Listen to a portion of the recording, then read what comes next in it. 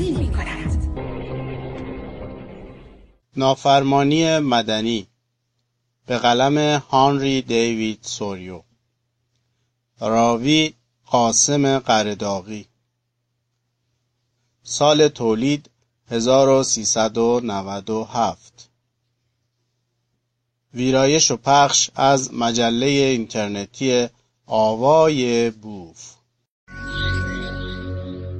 آوای بوف یک گروه مردم نهاد است که توسط عده‌ای علاقه‌مند به کتاب با دغدغه ارتقاء فرهنگ کتاب و کتابخوانی و استحکام خرد اجتماعی تشکیل شده و تاکنون تولید هزاران کتاب ممنوعه را در کارنامه خود دارد. با توجه به اینکه این گروه وابسته به هیچ سازمان و ارگانی نیست و تمام فعالیت‌ها به صورت رایگان انجام می‌شود، لطفاً اگر در این رابطه احساس مسئولیت دارید در معرفی ما به دیگران سهیم باشید. avayaboof.com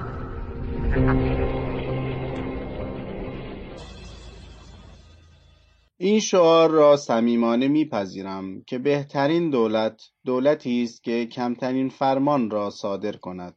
به علاوه دوست می‌دارم این آرزو هرچه سریعتر و هماهنگتر جامه عمل بپوشد.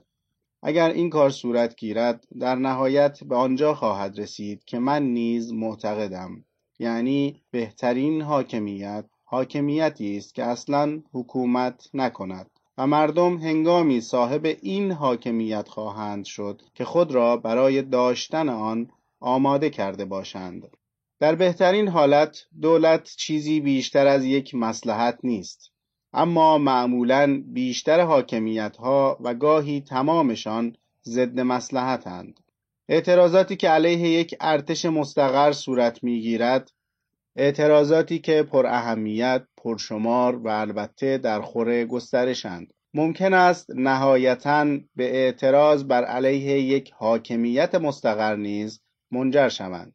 ارتش مستقر منحصراً بازوی مسلح دولت مستقر است و نه گروه‌های دیگر اجتماعی. دولت به خودی خود ساختاری است که مردم آن را صرفاً برای اعمال ارادهشان انتخاب نمودند، اما همین ساختار قبل از اینکه مردم به کمک آن دست به عمل زنند و از خدمات مورد انتظارش در جهت رفاه خود سود برند، به همان اندازه ارتش در معرض سوء استفاده و انحراف است. شاهد این مدعا جنگ فعلی دولت آمریکا با مکزیک است، یعنی رفتار افراد نسبتاً انگشت شماری که از حاکمیت مستقر همچون ابزاری در خدمت خود استفاده می کنند، چرا که عامه مردم از همان ابتدا از فرصت کاربرد این ابزار محروم مانده‌اند. آیا دولت فعلی آمریکا چیزی است بیشتر از یک سنت هرچند متأخر که تلاش دارد خود را دست نخورده به نسل‌های بعدی برساند، سنتی که در هر لحظه به تدریج بخشی از جامعیت یکپارچگی و ماهیت اولیه خود را از دست می‌دهد؟ این دولت فاقد نیروی حیاتی و تلاش انسان فردیت یافته زنده است، چرا که این گونه انسان میتواند آن را بنا به اراده خود تغییر جهت دهد و منحرف سازد. برعکس نوعی سلاح چوبین است که به سوی خود مردم نشانه رفته است، اما در عین حال به خاطر چوبی بودنش نمیتوان آن را بی اهمیت پنداشت، چرا که مردم میبایست سیستم یا ابزاری پیچیده داشته باشند تا به کمک آن غریو شلیکش را بشنوند و بتوانند زبانش را فهمیده به خواستش عمل کنند و راضیش سازند. دولت‌ها به این ترتیب است که نشان می‌دهند چگونه با موفقیت می‌توانند در راستای منافع خود بر گرده مردمان سوار شده و حتی برخی از خود همین مردم را نیز بر پشت هم نوعانشان بنشانند. چه نیکو! پس بهتر این که همگی ما نیز راه را باز کنیم تا سوار شوند، اما نه در نگاه من این دولت هرگز به میل خود دل و جرأت اقدامی جسورانه را به خرج نداده، مگر با نوعی از انگیزه و تمایل که او را از اهداف تحریف شده اش هرچه بیشتر دور ساخته است. دولت فعلی آمریکا برخلاف آنچه انتظار می رود آزادگی کشور ما را که زبانزد تمامی ملل است حفظ نمی کند. مناطق بکر غرب آمریکا را آباد و مسکونی نمی سازد و به امر آموزش نمی پردازد. هر آنچه که تاکنون تحقق یافته مرهون ویژگی‌های ذاتی خود مردم آمریکا بوده است و چنانچه دولت گاهی اوقات در کارها دخالت نکرده بود، اقداماتی بیشتر از این هم می توانست انجام گیرد، چرا که دولت مصلحتی است که انسانها به کمک آن به یکدیگر فرصت می دهند تا یکدیگر را آسوده بگذارند و همانطور که دیگران گفته‌اند مصلحتمندترین دولت یعنی وانهاده ترین ملت. تجار و بازرگانان هم اگر همچون فنر انعطاف نداشتند، حتی آنها نیز هرگز نمی توانستند از روی موانعی که قانونگذاران مرتباً در مسیرشان قرار می دهند پرش کنند و آنها را دور بزنند و در واقع قوانینی را که باب میل و منافع شخصیشان نمی باشد زیر پا بگذارند و لگدمال کنند. اگر کسی بخواهد در مورد قانونگذاران بر اساس نتیجه اعمال آنان و نه بر اساس نیات که نگاه به نیات تحلیل را ناقص می سازد قضاوتی کامل داشته باشد، باید بپذیرد که این سیاستمردان با دخالت‌هایشان شریک جرم گمراهان خرابکاری‌اند که عامدانه بر روی ریل‌های راه آهن مانع می‌گذارند تا قطارها و خطوط آهن را نابود سازند. در واقع اینان با دخالت‌هایشان بیشتر مانع جریان طبیعی امورند تا تسهیلگر آن. اما اگر بخواهیم واقع بینانه و همچون یک شهروند مسئول سخن بگوییم، من برخلاف آنانی که خود را آدم بی حکومت معرفی می کنند خواستار نابودی بیدرنگ دولت نمی باشم، بلکه فوراً دولتی بهتر خواهم خواست، باشد تا هر انسانی بداند که چه نوع دولتی باید بر اعتقاداتش فرمان براند. آن وقت است که همین آگاهی در راستای تحقق آن دولت بهتر نیز عمل خواهد کرد. کلام آخر این که وقتی قدرت در دست مردم است، علت این که اکثریتی مجازند و به مدتی طولانی اجازه می‌یابند که حکومت کنند این نیست که آنان محق‌تر از دیگرانند و باز هم به این خاطر نیست که این گونه رفتار منصفانه ترین شیوه برخورد با اقلیت است، بلکه بدین سبب است که آنان از نظر فیزیکی قوی ترین واقعیت موجودند، اما حکومتی که در آن اکثریت در تمامی موارد حکم آخر را می دهد حتی در حد انتظار و فهم عامه مردم ریز نمی تواند منصف و عادل باشد. آیا نمیشد حکومتی داشت که اکثریت حاکم همزمان با کنار گذاشتن وجدان از مسیر قضاوت‌های خود در مورد درست و نادرست تعیین تکلیف نکند؟ حکومتی که اکثریت موجود در آن فقط در موارد مشمول قاعده مصلحت دست به تصمیم گیری نزند، بلکه وجدان را نیز در تصمیمات خود دخیل نماید؟ آیا شهروند می باید مجبور باشد وجدانش را حتی لحظه‌ای یا ذره‌ای به قانونگذاران بفروشد؟ پس وظیفه وجدان بشری چیست؟ فکر می کنم که قبل از هر چیز باید انسان بمانیم و پس از آن شهروند. خردمندانه نیست که به قانون همان احترامی را بگذاریم که به حقیقت و راستی. تنها وظیفه‌ای که من حق پذیرش آن را دارم این است که در هر زمانی آنچه را که درست تشخیص می دهم انجام دهم. جان کلام این گفته مشهور است که شورای شهر بی وجدان است، اما شورایی متشکل از انسان‌هایی با وجدان شورایی است با وجدانی جمعی. قانون هرگز انسانها را ذره‌ای منصفتر و عادلتر نکرده است و با احترام آنان به خود حتی طرفدارانش را به کارگزاران هر روزه سیستم قانونی تبدیل نموده است. یکی از نتایج شایع و طبیعی اطاعت ناروا از قانون این است که ممکن است شاهد باشی انبوهی از افسران، درجه‌داران و سربازان همگی با نظمی تحسین آمیز اما برخلاف اراده شخصی از تپه و ماهورها به سوی جبهه‌های جنگ رهسپارند، بلکه برخلاف ارادهشان، برخلاف عقل سلیم و وجدانشان که این پیشروی را حقیقتاً بسیار پرماجرا و دشوار تشخیص می‌دهد و قلب را از ترس شدیداً به تپش در می‌آورد، به سوی سرنوشتی ناپیدا روانه اند. اینان شکی ندارند که درگیر جریانی نفرین شده‌اند، اما بدون هیچ مقاومتی به آن تن می‌دهند. حال ببینیم این جمع از چه قماشی‌اند؟ از جنس مردم عادی یا از قماش پادگانها و فشنگهای متحرک کوچکی که در خدمت تعداد کمی از افراد لاابالی صاحب قدرتند؟ از پادگانهای تفنگداران دریایی دیدن کنید و سربازانش را ببینید. این سرباز درست همان انسان نمونه‌ای است که یک دولت، آن هم از نوع آمریکاییش، میتواند بیافریند. محصولی برآمده از جادوی نفرت انگیز دولت آمریکا بر روی مردم. خواهید دید که این محصول، این سرباز، صرفاً سایه و شبحی است از انسانیت، انسانی واقعاً مرده اما با رنگ و لعاب زندگی و به قولی همراه با مراسم کفن و دفن در زیر سلاح خود مدفون. هرچند ممکن است صحنه تا دردناکتر از این نیز باشد.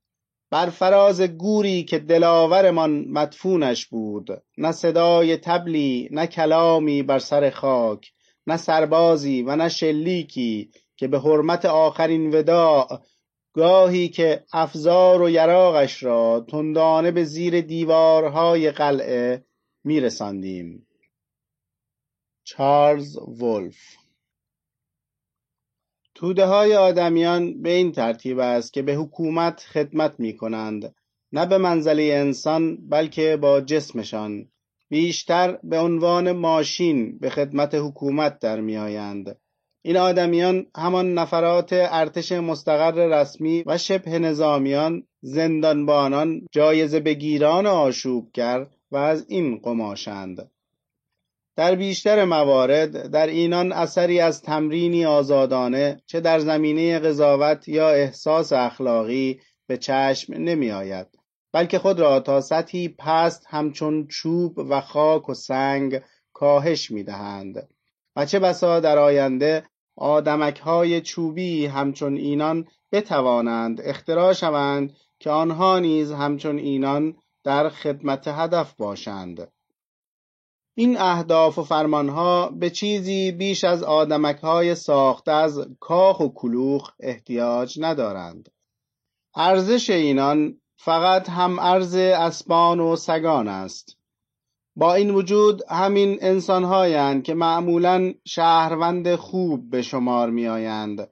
باقی افراد از قبیل اکثر قانونگذاران، سیاستمداران، حقوقدانان، روحانیون و کارمندان دفتری بیشتر از طریق مغزشان در حکومتند و چون به ندرت امتیازی اخلاقی نسبت به هم به دست می‌آورند، به همان اندازه‌ای که به خدا خدمت می‌کنند احتمال دارد که ناخواسته به شیطان نیز خدمت کنند.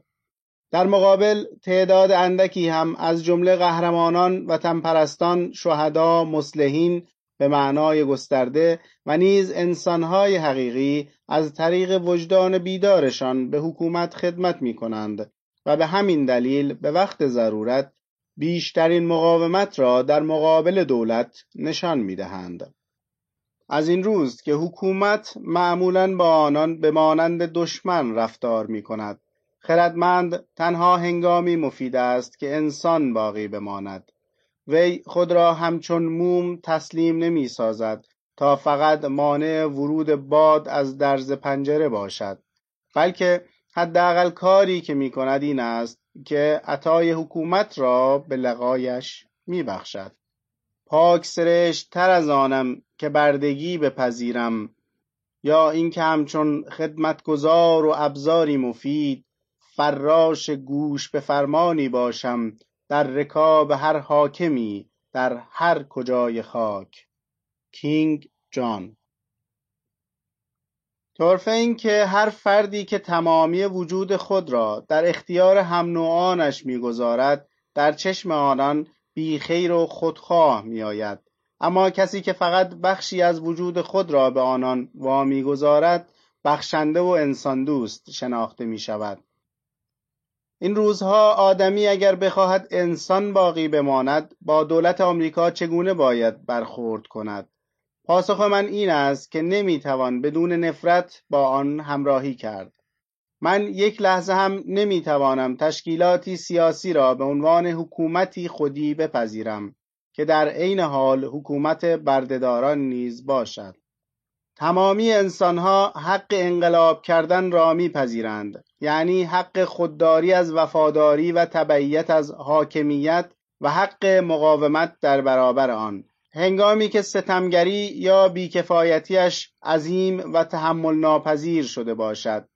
امروزه تقریبا همه میگویند که در حال حاضر این مورد مصداق ندارد، ولی بر این باورند که در انقلاب 1775 در مقابل انگلیس مصداق داشته است.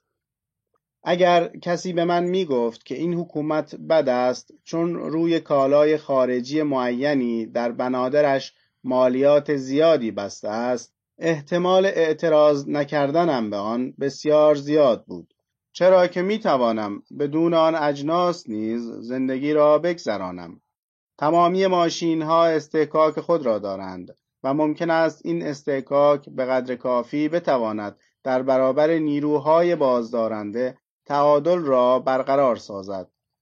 براندازی این وضعیت با هر دیدگاهی که باشد خود شر بزرگی است. اما هنگامی که استحکاک به جایی میرسد که مزاحم خود ماشین میگردد، هنگامی که ستم و دزدی سازمان یافته میشوند، به نظرم بهتر این است که از آن پس از شر این ماشین خلاص شویم. به عبارت دیگر، وقتی که 1/6 جمعیت کشوری که پذیرفته است مهد آزادی باشد برده اند و هنگامی که تمامیت کشوری به شکلی ظالمانه تحت سرکوب و تصرف ارتشی خارجی است و زیر نظر حکومتی نظامی اداره می شود، فکر می کنم شورش و انقلاب انسان شرافتمند اقدامی زودرس نباشد. آنچه که این وظیفه را بسیار ضروری و بیدرنگ می سازد این است که کشور مورد تهاجم آنچنانی متعلق به ما نیست، بلکه این کشور ماست که همان ارتش مهاجم را به مکزیک گسیل داشته است. پلی که شخصیتی است غیر رسمی در کنار مباحث بسیاری که در مورد مسائل اخلاقی در کتاب خود در فصل وظیفه تسلیم به دولت مدنی مطرح کرده است، تمامی الزامات مدنی را به مصلحت جویی تقلیل داده و در ادامه میگوید تا زمانی که منافع کل جامعه حاکمیتی را لازم دارد، یعنی تا زمانی که بدون وجود نارضایتی عمومی نمیتوان بر علیه حکومت مستقر مقاومت نمود یا آن را تغییر داد، این مشیت خداوندی است که از دولت نهادینه شده اطاعت شود و نه چیز دیگر. با قبول این اصل، عدالت ورزی در هر مورد خاص مقاومت به محاسبه ای از کمیت خطر و علت اعتراض از یک سو و از دیگر سو احتمال و هزینه توجیه آن تقلیل می‌یابد. وی میگوید با توجه به این نکته است که هر انسانی شخصاً برای خود دست به قضاوت خواهد زد، اما ظاهراً پلی هرگز در اندیشه مواردی نبوده است که قاعده مصلحت‌گرایی بر آنها حکم نمی کند. در این گونه موارد مردم و همچنین هر فردی میباید به هر قیمتی که شده عدالت را اجرا کند و هزینه‌های احتمالی آن را نیز پذیرا باشد. اگر من از روی بی‌انصافی تخته ای را به زور از دست غریقی به در آورم، باید حتی به قیمت غرق شدن خود آن را به او بازگردانم. این مطلب به زعم پلی ناخوشایند است، اما در این مورد خاص بنا به توصیه او، آن کس که می توانست جانش را حفظ کند اکنون آن را از دست خواهد داد. اینان در لحظه کنونی باید از نگهداری بردگان دست بردارند و جنگ مکزیک را متوقف کنند، هرچند که به قیمت موجودیتشان به منزله یک ملت تمام می شود.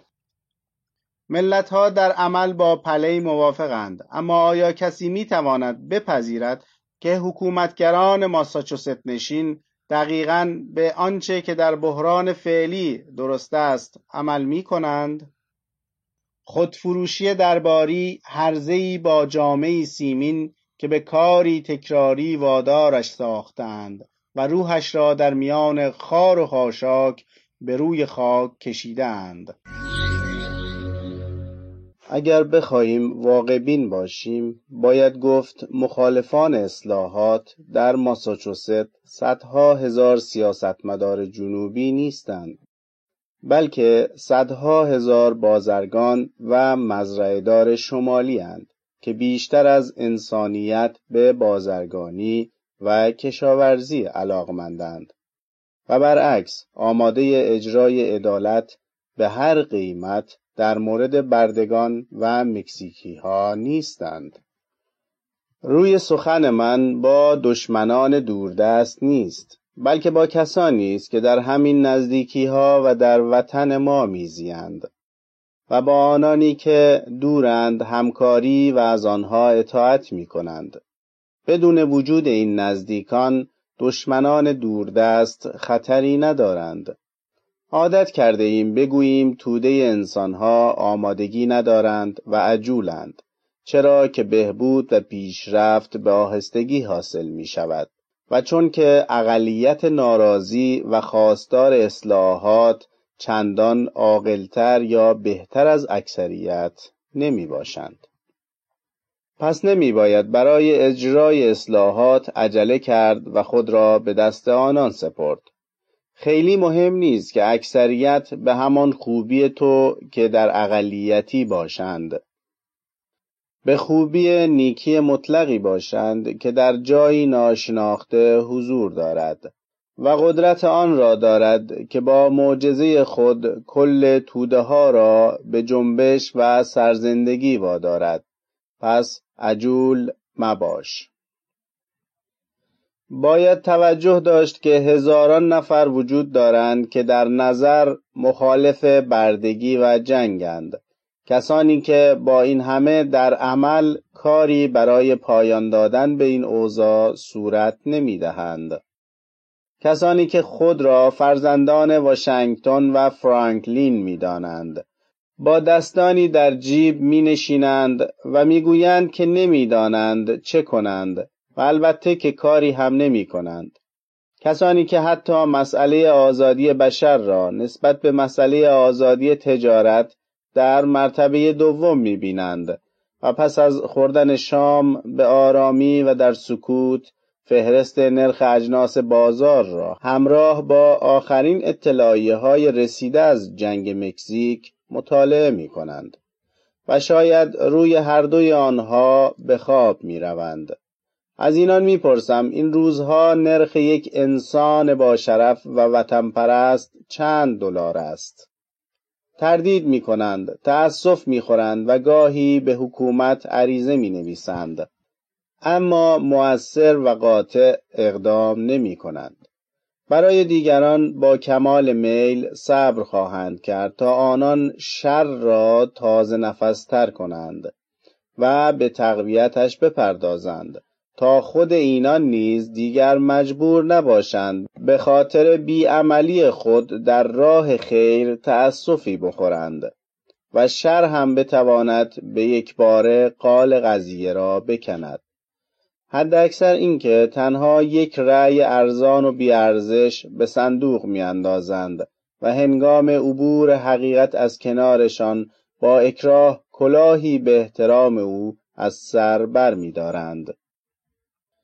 نیکمردی حقیقی در برابر 999 دوستدار نیکمردی. حالان که معامله با مالک واقعی یک کالا کار راحت تری است تا معامله با نگهبان موقتی آن، اینان مالک پشیزی هم نیستند. تمامی جریان انتخابات نوعی بازی است، مثل تخت نرد و دوزبازی، با قدری رنگ و بوی اخلاقی، بازی با راستی و ناراستی، بازی با معضلات اخلاقی و شرط بندی هایی که معمولاً به دنبال دارد. شخصیت این رأی دهندگان بیریشه است. مثلا من رأیم را می اندازم، اما به صورتی تصادفی، آنطوری که فکر می کنم درست است، اما در عین حال خیلی نگران این هم نیستم که نکند همان حقیقت مورد نظر من پیروز نشود. مایلم این پیروزی یا شکست را به عهده اکثریت بگذارم. بنابراین الزام آن هرگز از مصلحت‌گرایی تجاوز نمی کند. حتی رأی دادن به حقیقت و راستی دقیقاً برابر با انجام ندادن هیچ تلاش و تقلایی به خاطر آن است. فقط بیان ضعیفی است از میلتان به پیروزی آن. خردمند راستی را به دست بخت و اقبال نمی سپارد. به آرزوی غلبه از طریق رأی اکثریت ریز نمی نشیند. در عمل توده‌های انسانی خیر ناچیزی وجود دارد و سرانجام هنگامی که اکثریت به الغای بردگی رأی می‌دهند به این خاطر است که نسبت به آن بی تفاوت شده‌اند و یا اینکه دیگر موارد چشمگیری از بردگی برای الغا باقی نمانده است. از این پس خود اینانند که تنها بردگان موجود خواهند بود. رأی او در نهایت تنها میتواند به معنی کمک به تسریع براندازی بردگی خود وی باشد. از اجلاسی خبر دارم که در بالتیمور یا جای دیگر برگزار می شود تا نامزدی برای ریاست جمهوری برگزینند. بیشتر شرکت کنندگان از فرهیختگان و افرادی اند که سیاستمدار حرفه‌ای اند. اما فکر می کنم اهمیت این همایش در نزد انسان مستقل، هوشمند و شریف به عنوان یک رأی دهنده در این است که آنان به چه تصمیمی ممکن است برسند.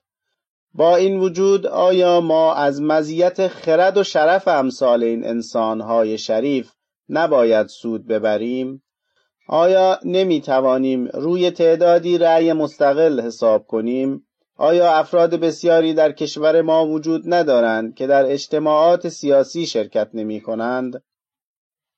اما نه، اینطور نیست. به ناگهان می بینم انسانی که از او به عنوان شریف یاد می کنم بیدرنگ از موقعیت فعلی خود رانده می شود و هنگامی که حکومتش دلایل بیشتری دارد که از وی نومید شود، اوست که از خدمت به کشور خود مایوس می گردد. وی بیدرنگ یکی از نامزدان را که آنچنان برگزیده می شوند به عنوان تنها مورد دم دست برمیگزیند و به این ترتیب ثابت می کند که او خود نیز برای هر هدف عوام فریبان آماده و دم دست است. ارزش رأی او از رأی قابل خریداری هر بیگانه بیوجدان یا بومی مزدوری بالاتر نیست. عجب است از موجودی که انسان است و به قول همسایه‌ام در ذاتش گوهری است که قابل خرید و فروش نیست. آمارهای ما در اشتباهند. ظاهراً جمعیت رشد بسیار زیادی داشته است، اما چند نفر انسان واقعی در 1000 مایل مربع این کشور وجود دارد. به سختی میتوان گفت 1 نفر. دولت آمریکا آیا قصد ندارد افرادی را به سکونت در اینجا تشویق کند یا کمبود بشرهای واقعی را برطرف کند؟ انسان آمریکایی به یک موجود عجیب الخلقه تقلیل یافته، آدمی که میتواند با تکامل و توسعه سازمان اجتماعی و فقر چشمگیر هوش و اتکاء به نفس سرخوشانش شناخته شود. بشری که اولین و مهمترین نگرانیش در لحظه ورود به دنیا این است که ببیند نوانخانه ها به خوبی مرمت و نوسازی شده باشند و قبل از هر چیز با در دست داشتن مجوز قانونی جامه مخصوصی پوشیده است تا پولی برای حمایت از بیوگان و یتیمانی که ممکن است وجود داشته باشند گرد آورد. خلاصه کلام این که انسان آمریکایی کسی است که فقط به اتکای شرکت بیمه دو جانبه که تعهد کرده وی را آبرومندانه کفن و دفن کند جرأت زندگی به خود داده است. وظیفه انسان بنا به عادت این نیست که خود را وقف براندازی هر گونه نادرستی حتی بزرگترین آنها بنماید. وی ممکن است باز هم به درستی مسائل دیگری برای اشتغال ذهنی یا عملی داشته باشد، اما این حداقل وظیفه اوست که از آن نادرستی دست بشوید و اگر دیگر نمی‌خواهد لحظه‌ای با آن بیندیشد حداقل در عمل هم از نادرستی پشتیبانی نکند. اگر من خود را به فعالیت‌ها و اندیشه‌های دیگر وقف کنم قبل از هر چیز حداقل باید ببینم که آیا با نشستن بر شانه‌های انسان دیگری نیست که مدعی پیگیری آن اندیشه‌ها هستم. باید قبل از هر کاری صاحب شانه‌ها را به حال خود واگذارم، چرا که ممکن است او نیز خود به دنبال مشغولیات و انگیزه‌های دیگری باشد. می‌بینید چه تناقض توجیه ناپذیری را تحمل می‌کنیم و دم نمی‌آوریم. شنیدم برخی از همشهریانم می‌گویند ای کاش دستور بگیرم که در عملیات سرکوب شورش بردگان کمکشان کنم یا به جبهه مکزیک اعزام شوم، البته اگر فرصت داشته باشم. و با این وجود درست همینها هر یک مستقیما از طریق ابراز وفاداری و نیز غیر مستقیم حداقل به وسیله پولشان راه‌های جانشینی را نیز تدارک می‌بینند. سربازی را می‌بینم تحسین می‌شود که از خدمت در یک جنگ ستمگرانه خودداری می‌کند. کسانی او را تحسین می‌کنند که وی به عمل و مقام خود آنان بی‌اعتناست و ارزشی برایشان قائل نیست. انگار حکومت آنچنان شرمگین و متنبه بوده که کسی را به خدمت گرفته تا هنگام اقدام به گناه شلاقش بزند، اما نه تا آن حد که حاکمیت یک لحظه هم که شده گناه را ترک کند. بنابراین تحت عنوان نظم و دولت مدنی همگی سرانجام مجبوریم از رفتارهای پستمان تجلیل کرده و از آنها حمایت کنیم. پس از اولین شرم از گناه نوبت بی‌تفاوتی نسبت به آن در می‌رسد و پس از تلقی ضد اخلاقی گناه به تدریج به موضوعی غیر اخلاقی تبدیل می‌شود که انگار هیچ تازگی نداشته است، به طوری که همان گناه پس از مدتی می‌تواند عنصر لازم زندگی به نظر آید که برای خود دست و پا کرده ایم. گسترده ترین و همگانی ترین و عادی شده ترین خطاها نیازمند بیخاصیت ترین حسن هاست تا از آن خطا حمایت و آن را نهادینه کند. انسانهای شریف در راستای حس میهم پرستیشان صد البته سرزنش‌های جزئی را به جان می‌خرند.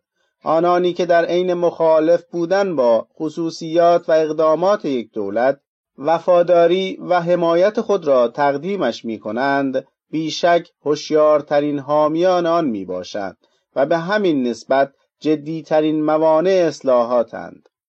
برخی به حکومت عریضه می‌نویسند که اتحادیه ایالات را منحل کند و نیز جلوس رئیس جمهور به کرسی ریاست را به سخره می‌گیرند. پس چرا به نوبه خود آن اتحاد را منحل نمی‌کنند؟ زیاد دور نروید، منظورم اتحاد نانوشته بین خود آنها و حکومت است. پس چرا از پرداخت مالیات به خزانه مملکت خودداری نمی کنند؟ آیا اینان همان نسبت را با حکومت ندارند که حکومت با اتحادیه ایالات دارد و آیا همان دلایلی که حکومت را از مقاومت در برابر اتحادیه بازداشته است مانع مقاومت اینان در برابر حاکمیت نیز نشده است؟ چگونه میتوان صرفاً به یک عقیده دلخوش بود و از این دلخوشی لذت برد؟ اگر پندار آدمی این باشد که در این معامله مغبون شده است، آیا باز هم لذتی در آن میتوان یافت؟ اگر همسایت تنها دلاری را که در جیب داری با نیرنگ از کفت بیرون کند، با پی بردن به این تبهکاری مطمئناً آسوده خیال بر سر جایت نمی نشینی، یا با گفتن اینکه کلاه بر سرت گذاشته است کوتاه نمی آیی و یا حتی صرفاً با نوشتن اعتراضی کتبی به او جهت دریافت طلبت دست از تلاش بر نمی داری، بلکه فوراً برای گرفتن تمام مبلغ اقدامهای مؤثرتری را صورت می دهی و تلاش می کنی که دوباره کلاه بر سرت نرود. عمل برآمده از اصول، اقدام ناشی از ادراک و عمل درست، مسائل و روابط را تغییر می دهد. اقدام انقلابی اساساً یعنی همین. این اقدام با آنچه که قبلاً عمل می شده کاملاً تفاوت دارد. با این گونه اقدام نه تنها حکومت و کلیساها را تجزیه می کند، خانواده ها را نیز و حتی در درون فرد با جداسازی بدی از نیکی خود وی را هم دوشقه می سازد. قوانین ستمگرانه همیشه وجود دارند. آیا باید در مقابلشان کرنش و اطاعت کنیم یا بکوشیم تا کم کم اصلاح شوند؟ اما همزمان تا وقتی که در این کار موفق شویم از آن قوانین پیروی نماییم و یا اینکه باید بیدرنگ آنان را زیر پا گذاریم. به طور کلی انسانها تحت انقیاد چنین حکومت‌هایی معتقدند تا زمانی که اکثریت را به تغییر این قوانین متقاعد نکرده‌اند میباید از آنها پیروی کنند. اینان بر این باورند که اگر مقاومت کنند نتیجه کار بدتر از خود شر موجود خواهد شد. اما برعکس باید بدانند که اشکال اصلی در خود دولتی است که با برخوردهایش نتیجه اصلاح را بدتر از شر می‌سازد. حاکمیت است که اصلاحات را به سوی بدتر سوق می‌دهد. پاورقی: شر تحمیلی. تو هیچ شری را به حکومت تحمیل نمی کنی، در حالی که همزمان تلاش کرده ای تا حسن نیت خود را نیز به او تفهیم کنی. اما حکومت ممکن است پاسخت را با شر بدهد و آن را به دیگران نیز تحمیل نماید. ادامه مطلب. چرا حکومت قبل از اینکه صدمه‌ای ببیند بانگ و فریاد برمی آورد؟ هیاهو به راه می اندازد و بر ضد اصلاحات مخالفت می ورزد؟ چرا شهروندانش را تشویق نمی کند که برای کشف و نقد خطاهایش در آماده باش همیشگی به سر برند و چرا با آنان برخورد سزاوارتری نمی کند؟ چرا همیشه مسیح را به صلیب می کشد، کوپرنیک و ولتر را از جامعه طرد می کند و واشنگتن و فرانکلین را شورشی نام می نهد؟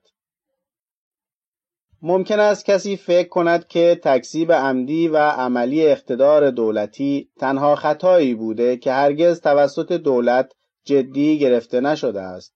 اگر این چنین است، پس چرا حکومت هنوز تا امروز مجازات تعریف شده مناسب و مقتضی آن را تعریف و مدون نکرده است؟ اگر کسی که مالی نیندوخته عمدن و از روی اخلاق و وجدان فقط یک بار از پرداختن $0.5 به حکومت خودداری کند، به زندانی انداخته می شود که مدت آن توسط هیچ قانونی که تاکنون شناخته‌ام محدود و مشخص نشده است. مدتی که فقط با قضاوت آنانی که وی را در آنجا انداخته‌اند تعیین می شود.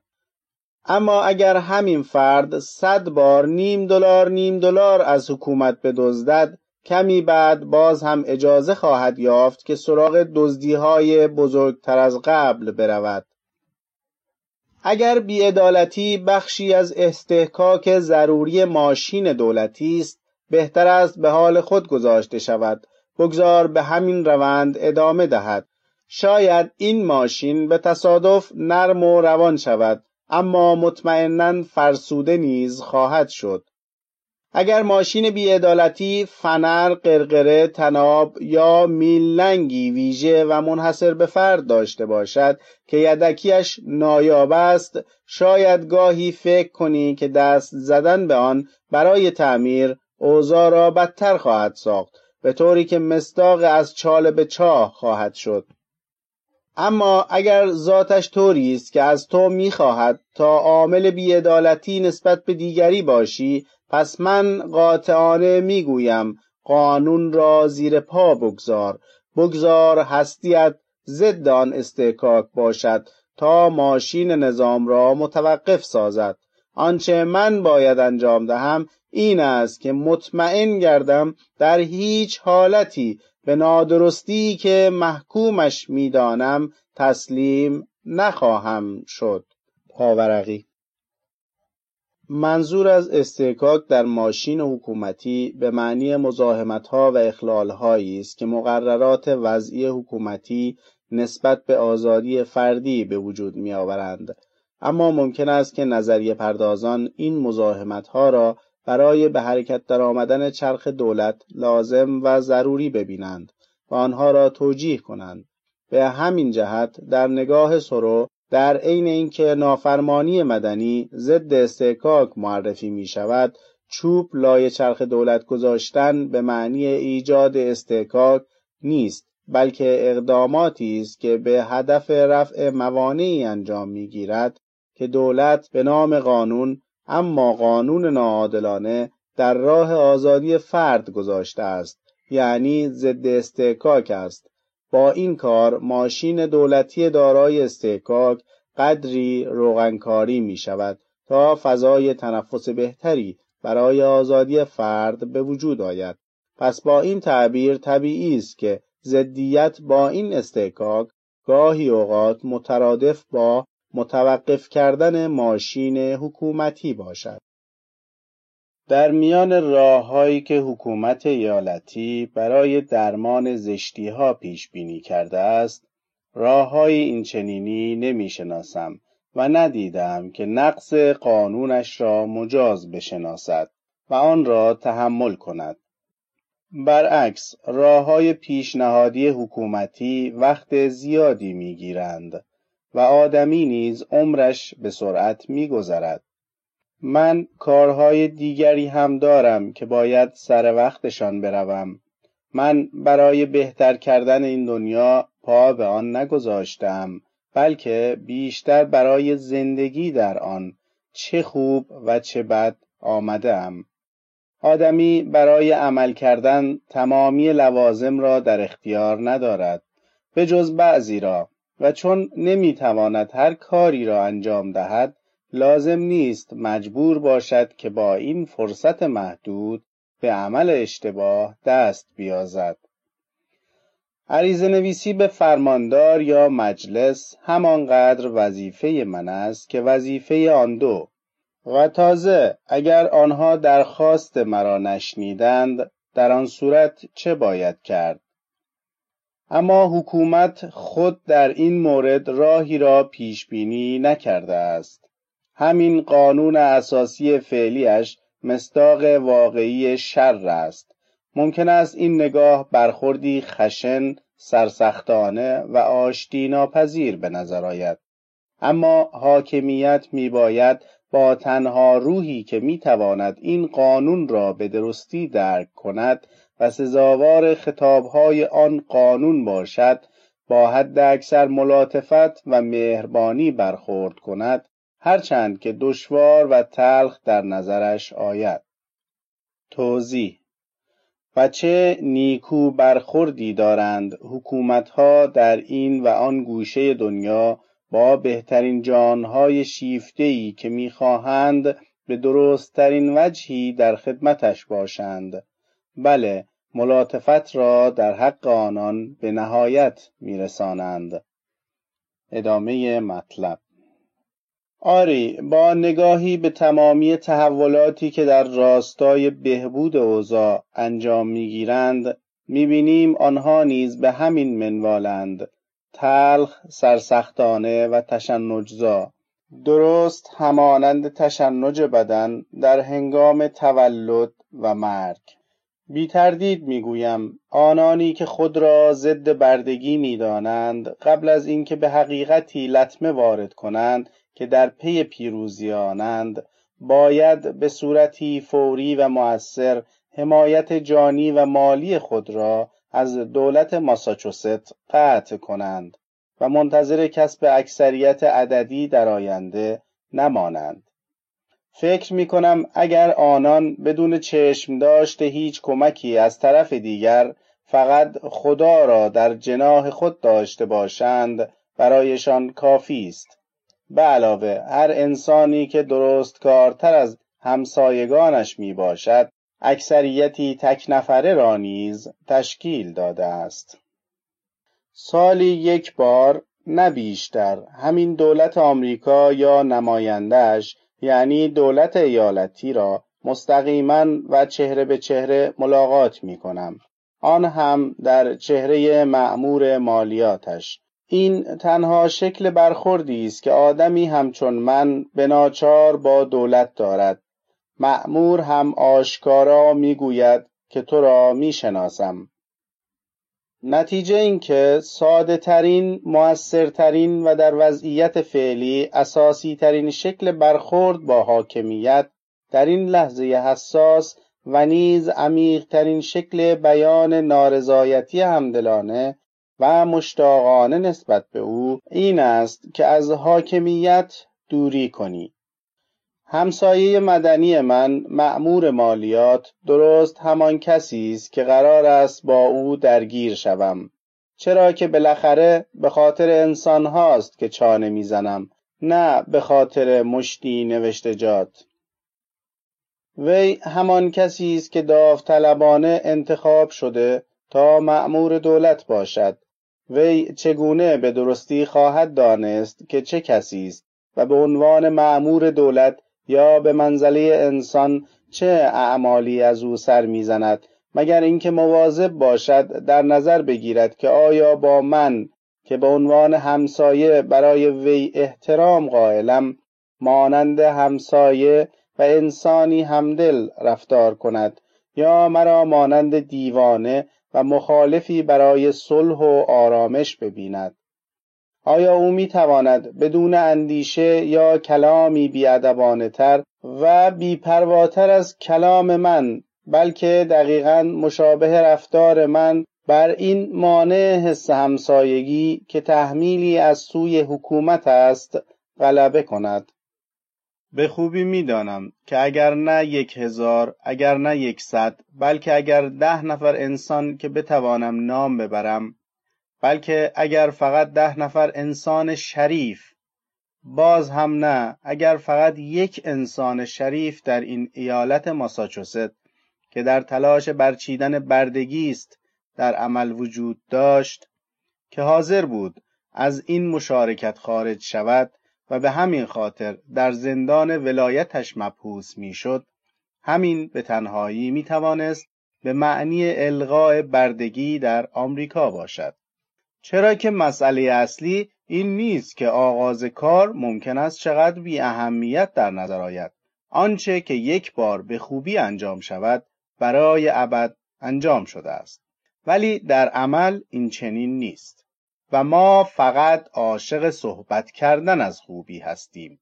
مأموریت ما سخن گفتن از آن است، نه عمل به آن.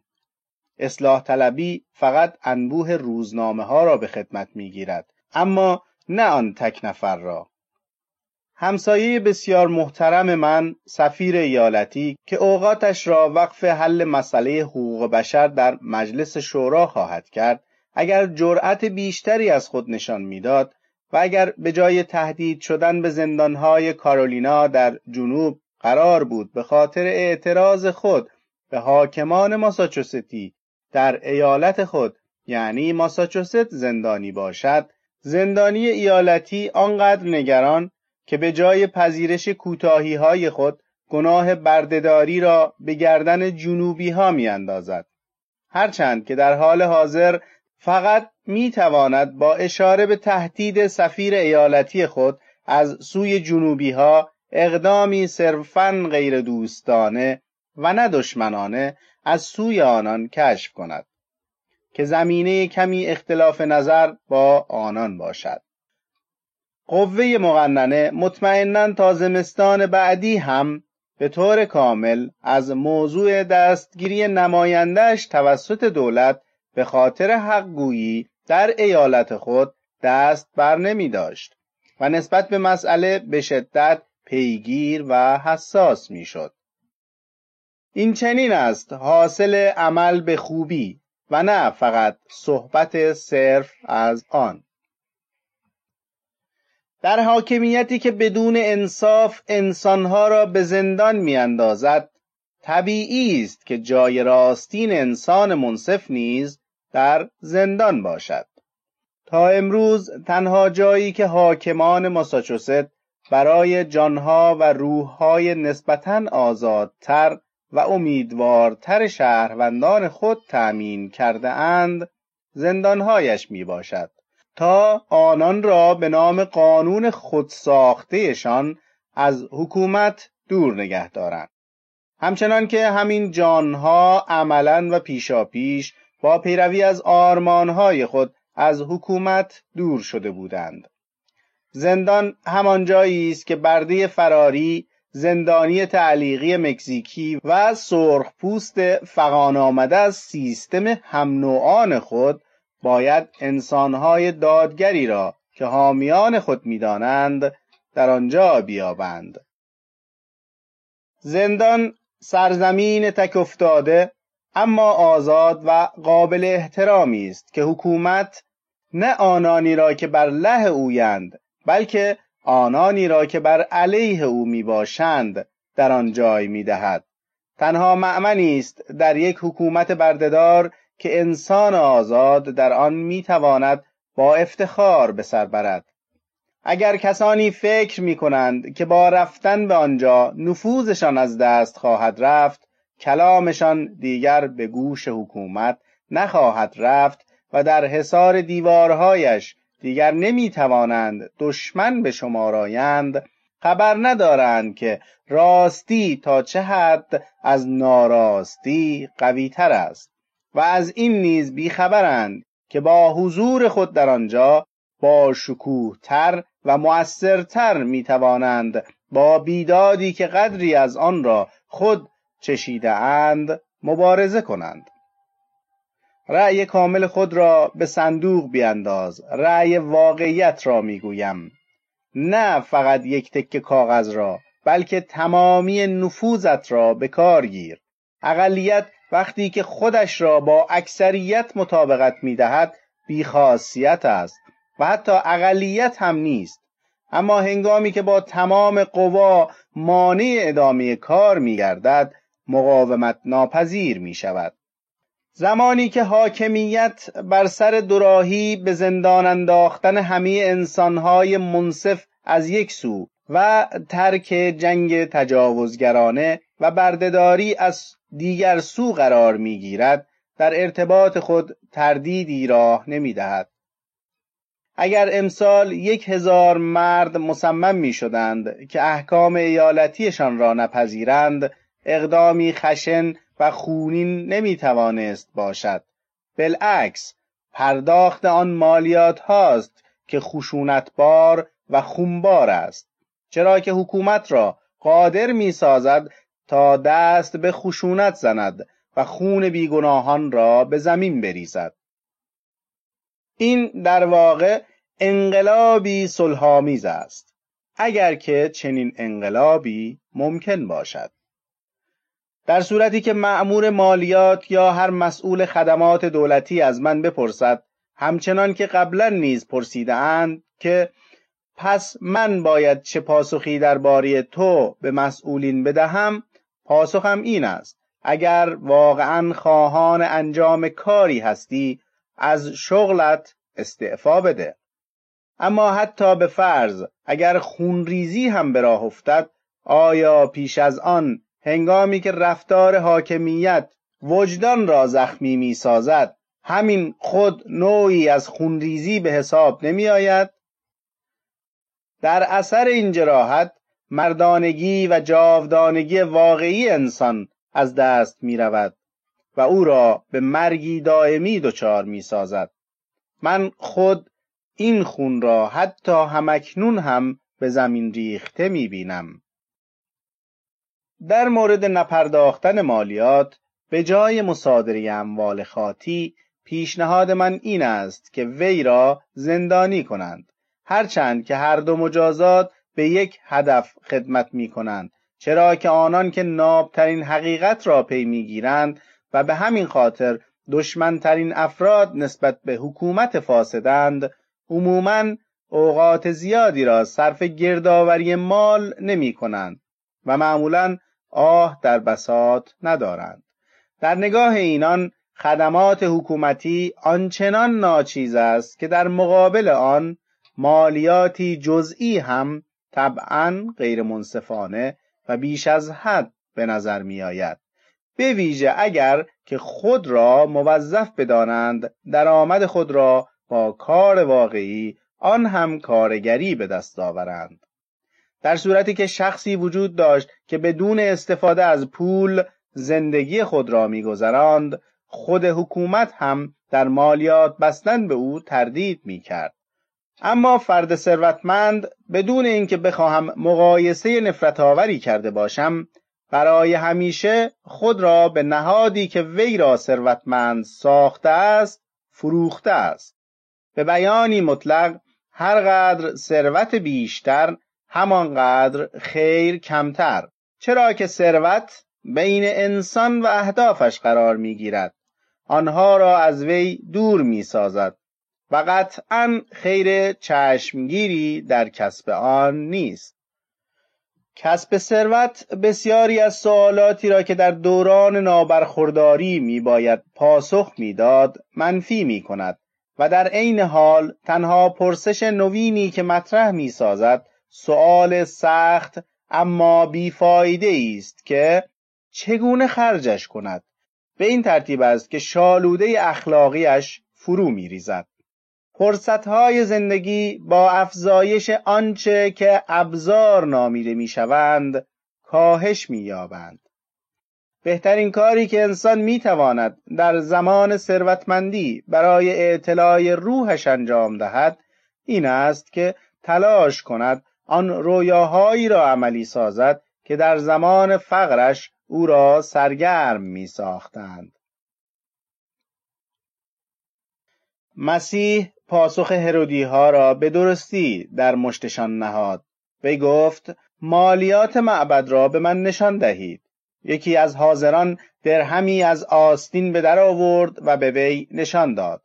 در ادامه گفت اگر سکه‌ای را که چهره قیصر بر آن نقش بسته خرج می‌کنید، همان پولی را که او رایج و با ارزش ساخته است، یعنی اگر وابسته به حاکمید و با سرخوشی از مزایای دولت قیصر بهره میبرید، پس بخشی از حق او را هنگامی که خواهان آن است به او بازگردانید. بنابراین آنچه را که متعلق به قیصر است به قیصر واگذارید و آنچه را که متعلق به خداست به خدا. این کلمات در جان آنان اثر نبخشید و کمکی به شناختشان از راستی و نادرستی نکرد، چرا که اصولاً علاقه‌ای به دانستن نداشتند. پاورقی هرودی‌ها. هرود نام مشترک 4 تن از امیران رومی منطقه فلسطین در فاصله سال 4 قبل از میلاد تا 93 بعد از میلاد مسیح است. هرود کبیر یا هرود اول دستور به قتل یحیای تعمید دهنده می‌دهد. متن اصلی در انجیل چنین آمده است: پاسخ دندان شکن. فریسیان با هم مشورت کردند تا راهی بیابند که عیسی را به هنگام بحث به دام بیندازند و مدرکی از سخنانش علیه او به دست آورده و بازداشتش کنند. سپس تصمیم گرفتند چند نفر از پیروان خود را با عده‌ای از هواداران هیرودیس پادشاه نزد عیسی بفرستند و این سوال را از او کنند: استاد، ما می‌دانیم که شما درست کارید. هرچه می‌گویید به آن عمل می‌کنید و بدون اینکه از کسی باکی داشته باشید و یا آنچه مردم می‌گویند توجه کنید، حقیقت را می‌گویید. حال بفرمایید، آیا باید به دولت روم باج و خراج داد یا خیر؟ عیسی که می‌دانست آنها چه نقشه‌ای در سر دارند، پاسخ داد: ای ریاکاران، با این سوالها می‌خواهید مرا غافلگیر کنید؟ یکی از سکه‌هایی را که با آن باج و خراج می‌دهند به من نشان دهید. به او سکه‌ای دادند. از ایشان پرسید: عکس و اسم چه کسی بر روی سکه نقش شده است؟ پاسخ دادند: امپراتور روم. فرمود: بسیار خوب، مال امپراتور را به امپراتور دهید و مال خدا را به خدا. پاسخ عیسی ایشان را مات و مبهوت ساخت. سپس او را رها ساخته و رفتند. ادامه متن. هرگاه با آزادترین همسایگانم سخن میگویم، متوجه میشوم هر آنچه را که ممکن است در مورد بزرگی و جدی بودن مسئله، در مورد میزان توجهشان به آرامش عمومی بگویند، در نهایت و در مخلص کلام به این نکته ختم می شود که نمی توانند از چتر حمایت و حفاظت ناشی از حاکمیت موجود چشم بپوشند و نیز از عواقب نافرمانی بر علیه آن نسبت به اموال و خانوادهشان دچار تردید و هراسند. من به سهم خود نباید هرگز تمایلی به حفاظت و حمایت حکومتی نسبت به خود داشته باشم، اما اگر اقتدار حکومتی را در هنگام رؤیت برگه مالیاتیش تکذیب و نفی کنم، بیدرنگ تمامی اموالم را مصادره می کند یا از بین می برد و بدین ترتیب من و فرزندانم را تا ابد دچار مشقت می سازد. این فرجام بدی است.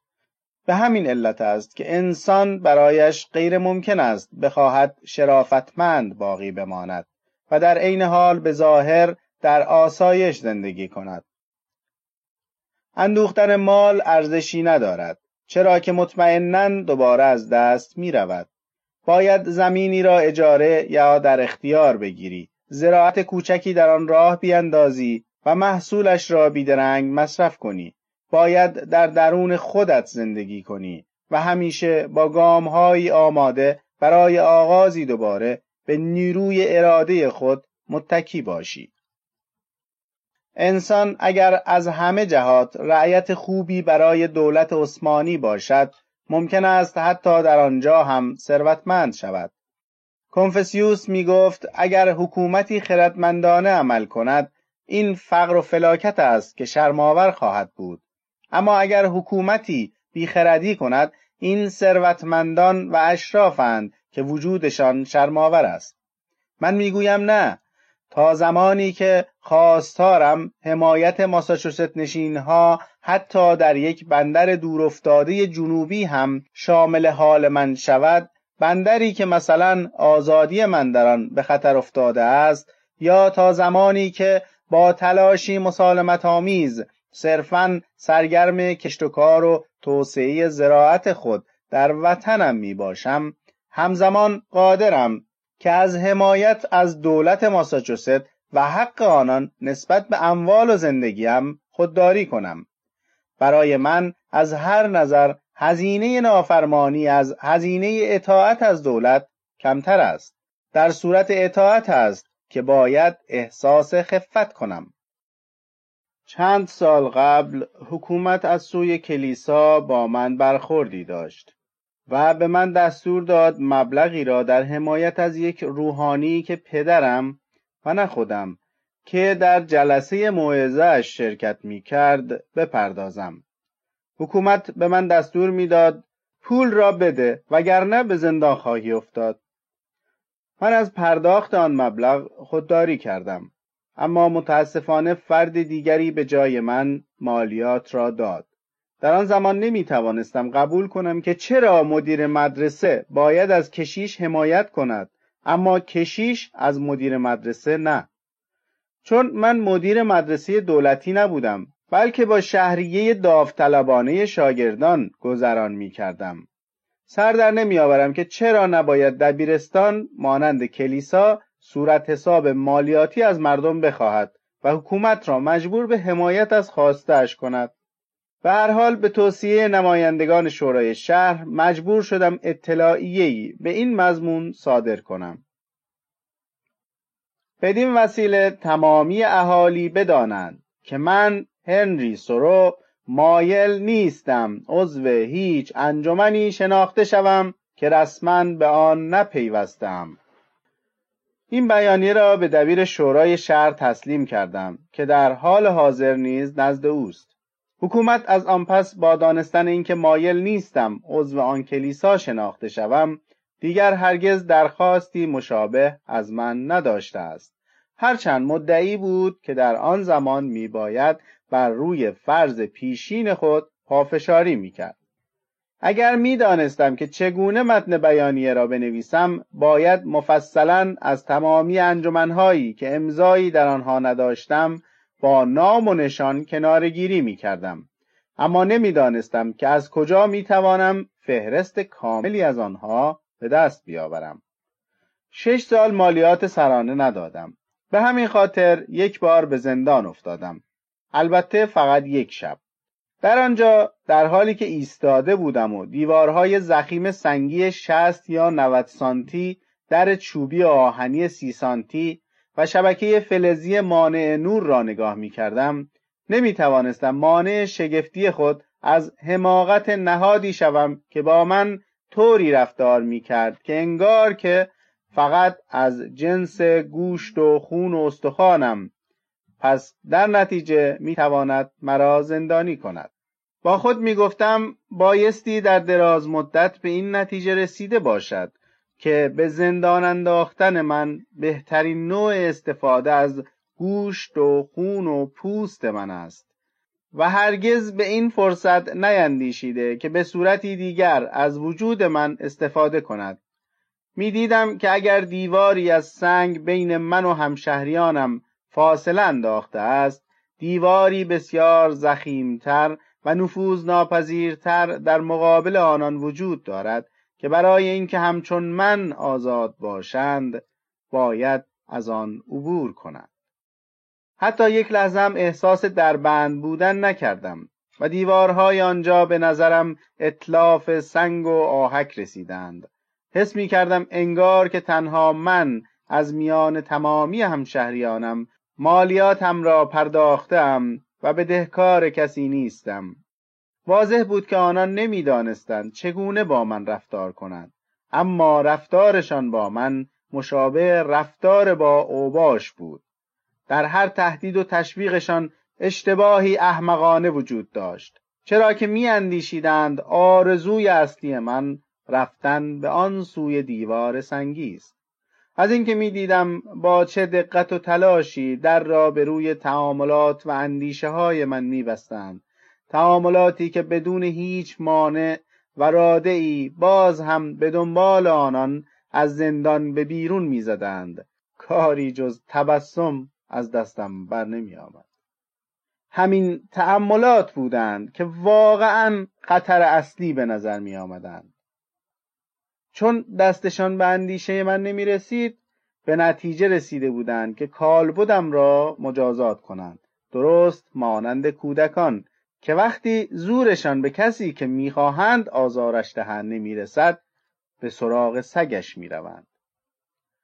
متوجه شدم حکومت بیعقل است، مانند زنی تنهاست همراه با جواهراتش که دچار ترس و دلهره شده، دچار هول است و دوست و دشمن را از هم تشخیص نمی دهد.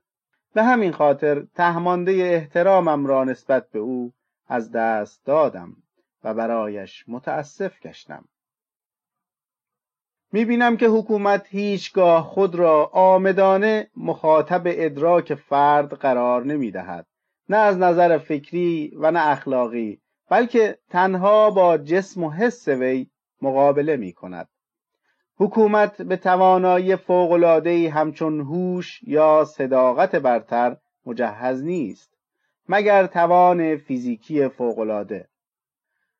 من به دنیا نیامدم که زور را تحمل کنم. دلم می‌خواهد به سبک خودم تنفس کنم. بگذار ببینم چه کسی در این زور آزمایی از همه تواناتر است. کدام نیرو برتر است؟ آنان تنها می‌توانند به منی زور بگویند که از قانونی برتر از من اطاعت می‌کند.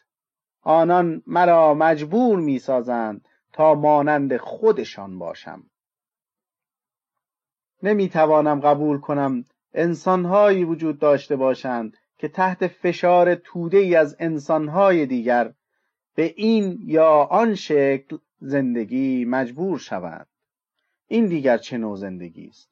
وقتی با حاکمیتی برخورد می‌کنم که می‌گوید یا پول یا جان، چرا باید با شتاب و سراسیمگی مالم را به او بدهم؟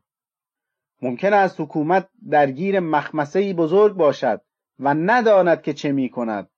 از من برایش کاری ساخته نیست. خودش باید اقدامی کند. مانند من عمل کن. ارزش زانوی غم گرفتن ندارد. من که مسئول موفقیت عملکرد نظام اجتماعی نیستم. نظام اجتماعی ارث پدری من نبوده تا من هم مدافع آن باشم. اما این را هم درک می کنم هنگامی که یک شاه بلوط و یک بلوط معمولی در کنار هم زیر خاک قرار می گیرند، هیچ یک دست روی دست نمی گذارند تا راه را برای رشد دیگری هموار کنند. برعکس، هر دو از قانونهای خود پیروی می کنند. به بهترین وجهی که می توانند جوانه می زنند، رشد می کنند و شکوفه می دهند، تا اینکه یکی از آنان از روی تصادف سایش بر سر دیگری می افتد و او را خفه می سازد. اگر گیاهی نتواند مطابق سرشت خود زندگی کند، می میرد. انسان نیز. شب زندان به حد کافی برایم جالب بود و برایم تازگی داشت. وقتی وارد شدم، زندانیان یکتا پیرهن سرگرم گپ زدن با یکدیگر بودند و رایحه شب از آستانه در سرک می‌کشید. اما زندانبان گفت: یالا بچه‌ها بیاید، وقت قل و زنجیره. جمع با این حرف پراکنده شد. من صدای پایشان را شنیدم که به اتاقک‌های خالی خود برمیگشتند. زندانبان همبندم را اینطور معرفی کرد: همدم کار درست و بچه زبر و زرنگ. وقتی در را بستند، همسلولیم به من یاد داد کلاهم را کجا آویزان کنم و لوازم خود را چطور در آنجا مرتب کنم. اتاقها ماهی یک بار با گل گیوه سفید می شدند و البته این یکی سفید ترینشان بود.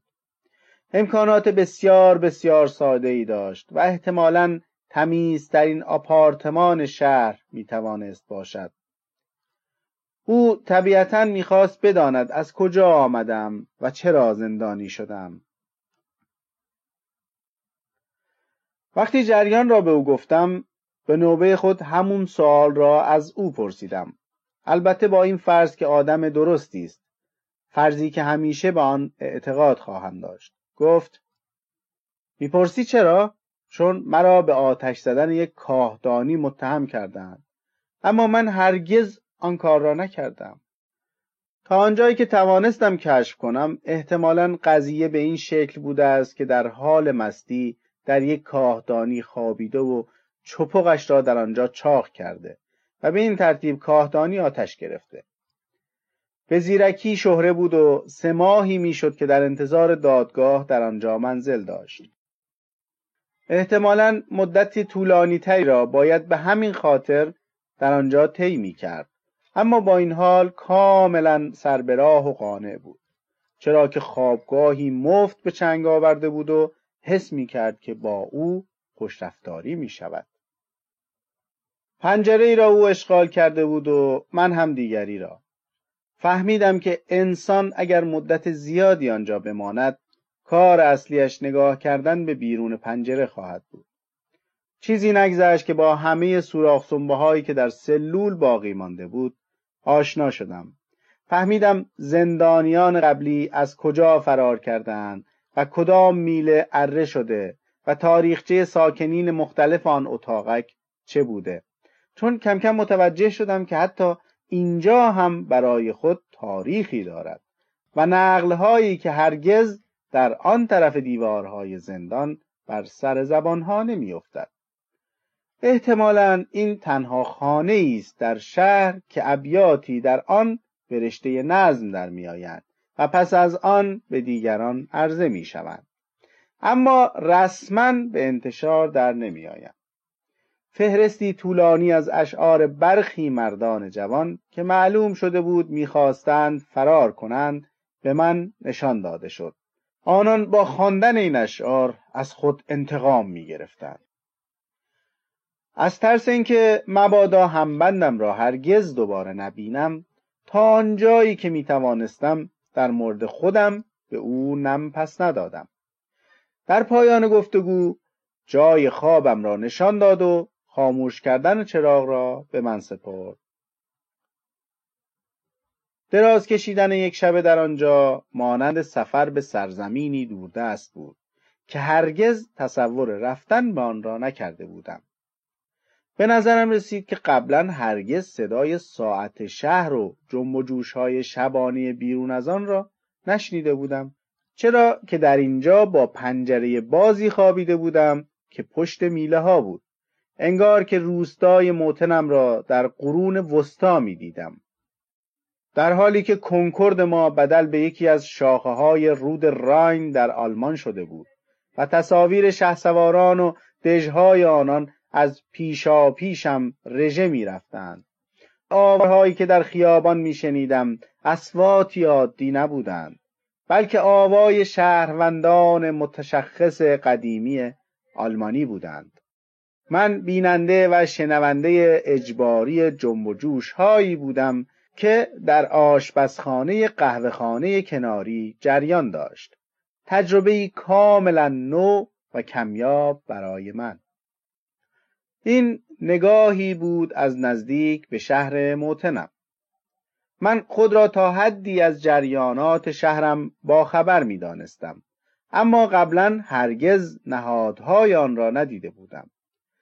زندان یکی از نهادهای غیر عادی آن بود، چرا که شهر ما شهرکی روستایی به شمار می آمد و بعید بود که زندان هم داشته باشد. از این پس بود که کم کم می فهمیدم ساکنان آن پی چه چیزهایی می باشند. فردا صبحانه من از سوراخ در به داخل گذاشته شد. در ظرف حلبی چارگوشی که یک لیوان بزرگ شکلات مایه به همراه نان قهوه‌ای و یک قاشق آهنی می توانست در خود جا دهد. وقتی صدا زدند که ظرفها را برگردانید، آنقدر بی تجربه بودم که اضافه نان را برگردانم. اما رفیقم آن را قاپید و گفت که برای نهار یا شام آن را پسنداز کنم. کمی بعد گذاشتند تا برای علف چینی به مزرعه‌ای در همسایگی برود که کار هر روزش بود و تا ظهر هم بر نمیگشت. به همین خاطر با من خداحافظی کرد و گفت که شک دارد مرا دوباره ببیند. شخصی به خاطر من دخالت کرده بود و مالیات را پرداخته بود. آزادم کردند. وقتی از زندان بیرون آمدم، برداشتم این بود که در زندگی مردم تغییرات بزرگی رخ داده است. تغییراتی از آن دست که هر زندانی جوانی پس از سالها حبس در هنگام بیرون آمدنش از زندان با گام‌های لرزان و موهای خاکستری حس می کند. با این وجود تحولی در صحنه شهر، ایالت و کشور به نظرم آمد که بزرگتر از هر تغییری بود که می توانست طی این مدت کوتاه به وجود آید.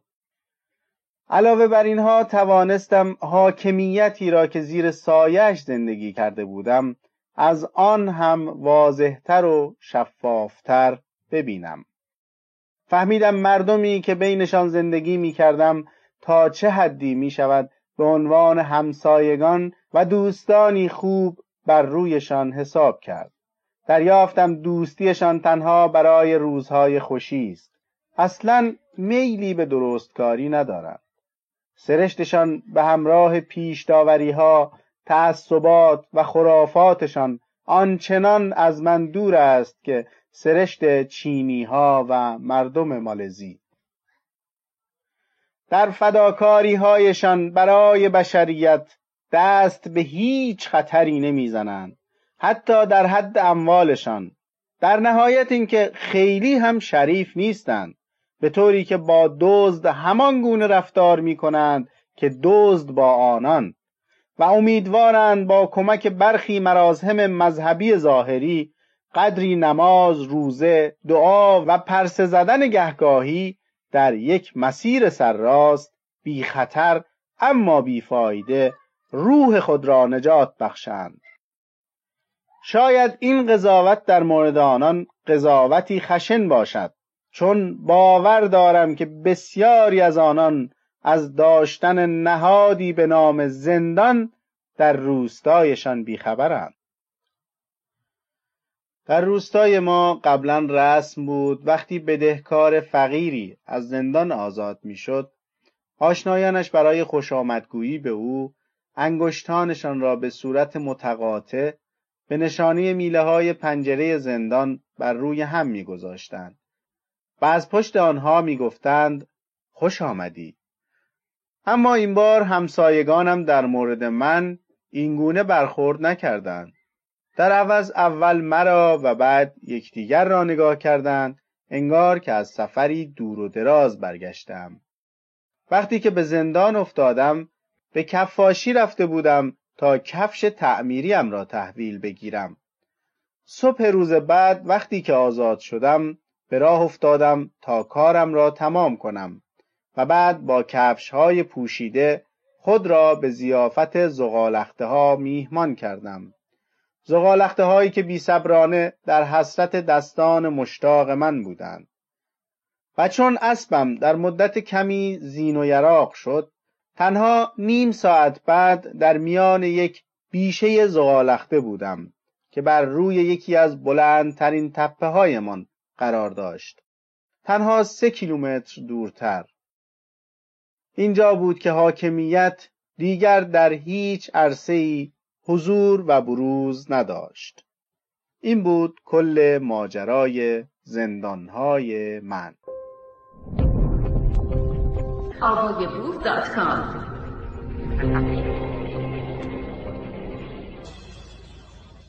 هرگز از پرداخت عوارض راهسازی خودداری نکردم، چون هر قدر مایلم که رعیت بدی باشم به همان میزان هم خواهانم که همسایه خوبی باشم. در مورد پشتیبانی مالی از مدارس هم بگویم که همکنون در حال انجام وظیفه خود به عنوان معلم همولایتی هایم می باشم. هیچ مورد خاصی در پرونده مالیاتیم وجود ندارد که علت آن خودداری من از پرداخت آن باشد. به زبانی ساده تر تنها آرزومندم که از پشتیبانی و ابراز وفاداری به حاکمیت خودداری کنم، از حوزه اقتدار آن خارج شوم و به طور مؤثر دامن خود را از او دور نگه دارم. بر سر آن نیستم که رد دلار مالیاتم را پیگیری کنم که تا به کجاها می رود. البته اگر می توانستم، مگر اینکه مسلماً با آن برده‌ای یا تفنگ سرپری خریده شود تا کسی را با آن بزنند. دلار بیگناه است. در عوض اما در اندیشه ردیابی آثار پشتیبانی و وفاداریم می باشم. در واقع به شیوه خود در سکوت به حاکمیت اعلام جنگ می کنم. با این حال آنطور که معمول است هنوز هم تا آنجایی که میتوانم از مزایای حکومت استفاده میکنم. اگر دیگرانی هستند که به دلیل همدردی با حکومت مالیات درخواستی مرا میپردازند، آنان فقط آنچه را که قبلا در مورد خودشان عمل کرده اند انجام میدهند یا بدتر از آن بی‌عدالتی را ترویج و تشویق میکنند که حتی بیشتر از نیاز حاکمیت است. اگر مالیات را به خاطر علاقه بیجا به بدهکار مالیاتی میپردازند تا اموالش را نجات دهند یا مانع به زندان بردنش شوند، به این دلیل است که به درستی نیندیشیدند تا چه حد به احساسات شخصیشان اجازه دادند تا مانع خیری عمومی شوند. پس موضع من در حال حاضر چنین است، اما انسان نمیتواند بر روی این نقطه نظر زیاد پافشاری کند، به این دلیل که ممکن است عملکردش به واسطه لجبازی با اعتقادات مردم یا دنبال روی بی جهت از آنان منحرف شود. باید به وی فرصت داد تنها آنچه را که متعلق به خود و زمانه خود می باشد انجام دهد. گاهی اوقات فکر می کنم این مردم نیتشان خیر است، تنها ناآگاهند. اگر راه و چاه را می دانستند حتما بهتر از این عمل می کردند. با خود می گویم چرا وقتی همسایگانت میلی به آزار تو ندارند با کارهایی همچون مالیات ندادن مجبورشان می کنی که از طریق دولتشان با تو برخورد کنند و به این ترتیب رنجشان می دهی و مزاحمشان می شوی. اما دوباره که فکر می کنم می بینم این توجیه درستی نمی تواند باشد برای اینکه من هم همچون آنان رفتار می کنم، یا اینکه بگذارم همسایگانم رنج بسیار بیشتری را از نوعی دیگر تحمل کنم. باز هم گاهی اوقات از خودم میپرسم وقتی میلیونها انسان بدون تندی و خشونت، بدون سوء نیت، بدون هر احساس شخصی از تو فقط $0.5 مالیات ناقابل درخواست میکنند، چرا خودت را در برابر آسیب این نیروی بیرحم غالب قرار میدهی؟ البته با دانستن این نکته که آنان نمیتوانند حرفشان را پس بگیرند یا تغییر دهند که قانون اساسیشان نیز اجازه این کار را نمیدهد، و از سوی دیگر بدون اینکه بتوانی از هر گروه میلیونی همچون آنان برای ندادن مالیات و اعلام ناحق بودن آن فرجام بخواهی. در برابر سرما و گرسنگی، باد و امواج دریا نمیتوانی این چنین لجوجانه مقاومت کنی، بلکه به آرامی و در سکوت به هزاران ضرورت و نیروی مشابه تسلیم میشوی. در واقع دستت را به لانه مار فرو نمی کنی. اما دقیقاً به نسبتی که من این نیرو را کاملاً بیرحم ندانم، بلکه بخشی از آن را انسانی ببینم و نیز بپذیرم، همانطور که پیوندهایی با 10 میلیون انسان ملت‌های دیگر دارم، با این میلیون‌ها نفر نیز نه به عنوان اشیایی صرفاً بیجان یا بدون احساس، بلکه به منزله هم نوع و همسایه پیوند دارم، متوجه خواهم شد که آن فرجام خواهی ظاهراً ناممکن امکان پذیر است.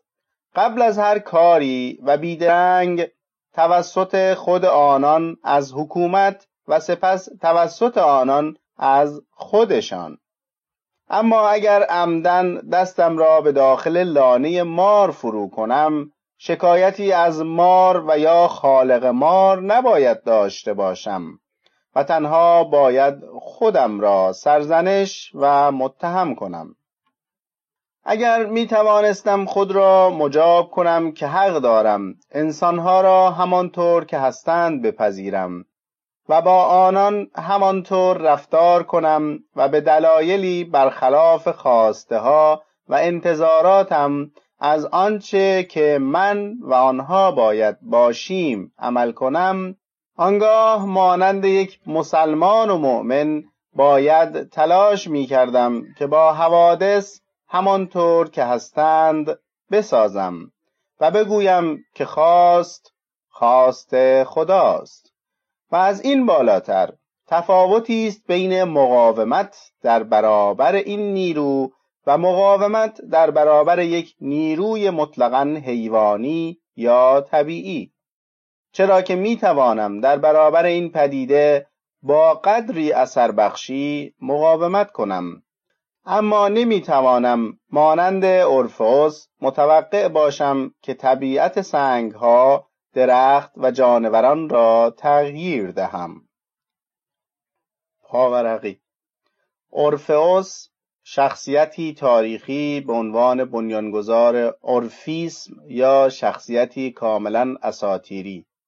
حضور وی در ادبیات و هنر باستانی یونان به شکل آوازخوانی است که با غزلیاتش آنچنان شگفت‌آور می‌خواند و می‌نوازد که حیوانات وحشی را با موسیقی خود مبهوت می‌سازد و بدین ترتیب امکان می‌یابد که هویت و ذاتشان را اصلاح نموده و تغییر دهد.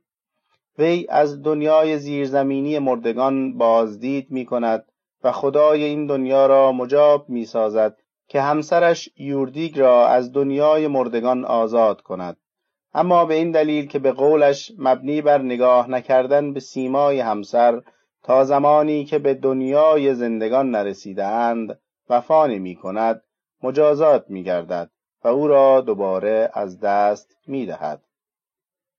اورفیسم مشرب و آیینی عرفانی در یونان باستان است که در قرن هفتم یا ششم قبل از میلاد و بر اساس اشعار منسوب به اورفئوس به وجود آمد. همکنون اثری از این اشعار در دست نیست. تأکیدش بر وجود نیروهای خیر و شر در طبیعت انسان و ضرورت نجات انسان از پاره شرارت‌آمیز وجود خود به کمک تزکیه اخلاقی و آداب مذهبی در طی یک رشته تناسخ‌های متوالی می باشد. در قرن پنجم تا سطح یک رشته خرافات نزول می یابد، اما اندیشه‌های اصلی و عمق موجود در این دین توسط افلاطون و پیندار، شاعر غزلسرای یونانی، مصداق بی‌نظمی یا فقدان خویشتن‌داری در گذشته در 443 قبل از میلاد درک می شود. آرمانهای برجسته آن بعدها با اساطیر پیشپا افتاده و بدوی ممزوج شدند و توسط کشیشان و کلاهبرداران مورد سوء استفاده قرار گرفتند. ادامه متن. میل ندارم که با هیچ ملتی یا مردمی به نزاع برخیزم. دوست ندارم مته به خشخاش بگذارم تا ظرایف تفاوتها را مطرح سازم یا خود را برتر از همسایگانم معرفی کنم. جای آن است بگویم بیشتر اوقات به دنبال حتی بهانه‌هایی برای تبعیت از قوانین ارضی حکومت هستم و حتی بالاتر از آن آماده‌ام که با این قوانین خود را همساز کنم. در واقع در این نقطه حساس برای شک کردن به خود دلیل دارم و هر سال همین که مأمور مالیات سر میرسد خودم را مایل به مرور مجدد اعمال و مواضع دولت‌های ایالتی و مرکزی و احوالات مردم می‌بینم تا پیش زمینه‌ای برای اطاعت از حکومت کشف کنم. وطن را همچون دلبندمان پاس بداریم و گاهی که با وجود نثار عشق و تلاشمان از ادای حرمتش نومید می‌گردیم، باید که به فرجام کار اندیشه کنیم و جان را با عمق وجدان و دین آشنا سازیم و نه با تمنای زر و زور. معتقدم حکومت به زودی قادر خواهد بود با اقدامات مثبت خود مرا از تمامی این گونه فعالیت‌هایم باز دارد و آن وقت است که من وطن پرستی بهتر از دیگر هموطنانم نخواهم بود، زیرا دیگر نیازی به این تمایز وجود نخواهد داشت. با نگاهی حداقلی قانون اساسی با تمامی اشکالاتش قانونی بسیار خوب است. قانون و دادگاه‌ها بسیار محترمند. حتی همین حاکمیت و دولت آمریکا از جنبه‌های مختلفی بسیار ستایش برانگیز و نادر است که باید شکرگزارش بود. بسیاری از مردم نیز این نهادها را به همین صورت توصیف کردند. اما اگر کمی حداکثری‌تر مسائل را ببینیم، اینها همان نکاتی اند که قبلا شرحشان رفت. اگر باز هم حداکثری‌تری نگاه کنیم و از بالاترین نقطه قضایا را ببینیم، چه کسی خواهد گفت که این نهادها چه هستند؟ یا اینکه آیا اصلاً ارزش نیم نگاهی را دارند یا خیر؟ و اما دولت ارزش زیادی برای من قائل نیست و من هم کمترین ارزش ممکن را برای او قائلم. من لحظات زیادی از عمرم را در زیر سایه آن نمی‌گذرانم، حتی در همین دنیا. اگر شخصی بی اندیشه، بی تصور و خیالات وجود داشته باشد که این وضعیت هرگز نمیتواند مدت زمان درازی برایش ادامه یابد، حاکمان یا مصلحین بیخرد هرگز نمیتوانند برایش مزاحمتی مهم به وجود آورند. میدانم که بیشتر افراد با من اختلاف نظر دارند، اما آنهایی که زندگیشان بر حسب حرفه وقف مطالعه این موضوعات یا مشابه آنهاست، مرا بسیار کمتر از عامه مردم قانع می‌سازند. دولتمردان و قانونگذاران که کاملا در چارچوب نظام سخن میگویند، هرگز به طور شفاف به گفته‌هایشان اعتقاد ندارند. آنان از حرکت دادن جامعه ایستای کنونی سخن میرانند، اما خود بهتر میدانند که بدون همین جامعه فعلی هیچ تکیه‌گاه دیگری ندارند. اینان ممکن است انسان‌هایی با تجربیات و تمایزات خاصی باشند. بیشک سیستم‌های هوشمندانه و حتی مفیدی اختراع کرده باشند که ما به خاطرشان صمیمانه تشکر می‌کنیم. اما تمامی ذکاوت و فایده‌مندیشان در چارچوب مشخصی قرار می‌گیرد که دارای ابعاد گسترده‌ای نیست. اینان عادت دارند فراموش کنند که دنیا با سیاست و مصلحت‌گرایی اداره نمی‌شود. شخص آقای وبستر هرگز پشت سر دولت قدم بر نمی‌دارد و مسئولیت‌هایش را بر عهده نمی‌گیرد و به همین خاطر مجاز نیست که از سوی او و در موردش با صلاحیت سخن گوید.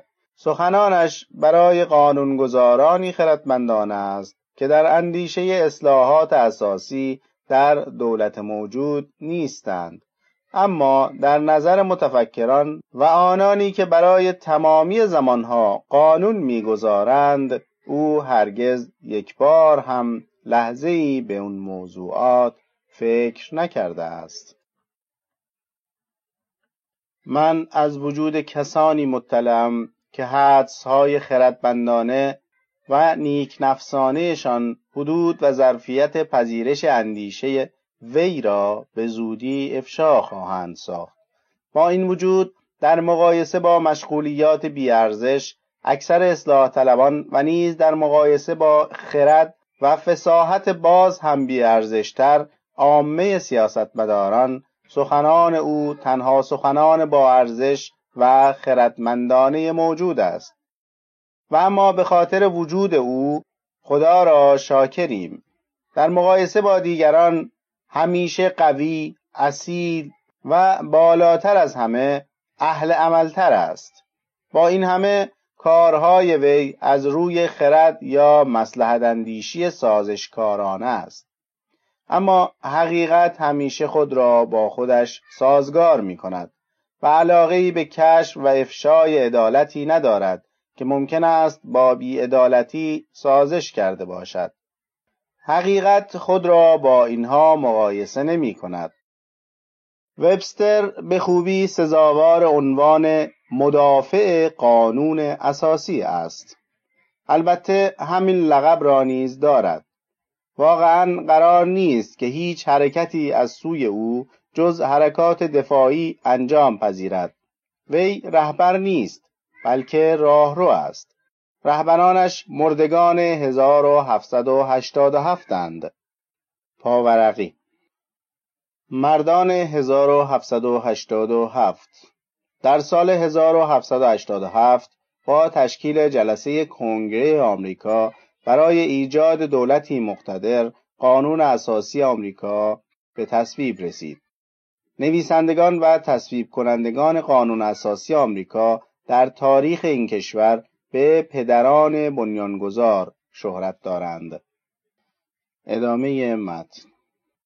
وی میگوید من هرگز تلاش نکردم، هرگز پیشنهاد نکردم، هرگز پشتیبانی از تلاشی نکردم و نخواهم کرد که شالوده‌های اصیل و اولیه اتحاد ایالات مختلف را تهدید کرده و برهم زند.